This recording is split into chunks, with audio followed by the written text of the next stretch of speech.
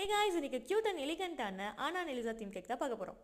அதுக்கு first icing கொடுக்கறதுக்காக pink, purple, ப்ளூன்னு 3 கலரில் ஐசிங் பண்ணி எடுத்துக்கிட்டேன். பர்ஃபெக்டாக ஐசிங்கும் கம்ப்ளீட் பண்ணதுக்கப்புறம் தீம் ஒர்க்ஸ் எல்லாம் ஒன்றா இருக்கலாம்னு முடிவு பண்ணிட்டேன்.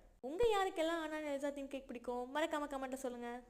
இப்போ ஃபஸ்ட்டு கேக்கில் ஆனா எலிசாவை கேக்கோட சைடில் ப்ளேஸ் பண்ணிக்கிட்டேன்.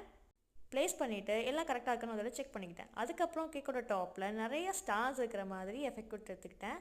ஸ்டார்ஸை வந்து இன்றைக்கி ஸ்டார் கலர் தான் கட் பண்ணி ட்ரை பண்ணி வச்சுருக்கேன். இந்த கேக் ரொம்பவே ஸ்பெஷல். ஏன்னு கேட்டிங்கன்னா, லாஸ்ட் இயரும் என்கிட்ட தான் வாங்கினாங்க. இந்த இயரும் அவங்க பொண்ணு பர்த்டேக்கு என்கிட்ட தான் வாங்கியிருக்காங்க. இன்னொரு பொண்ணு பர்த்டே நெக்ஸ்ட் மந்த் வருது, அதுக்கும் நீ தான் பண்ணி கொடுக்கணும்னு சொல்லிட்டாங்க. டபுள் டமாக்கா மாதிரி இன்னொரு பொண்ணுக்கும் அவங்க ஹஸ்பண்டுக்கும் ஒரே நாளில் பர்த்டே, அதனால நான் தான் பண்ணணும்னு சொல்லிட்டாங்க.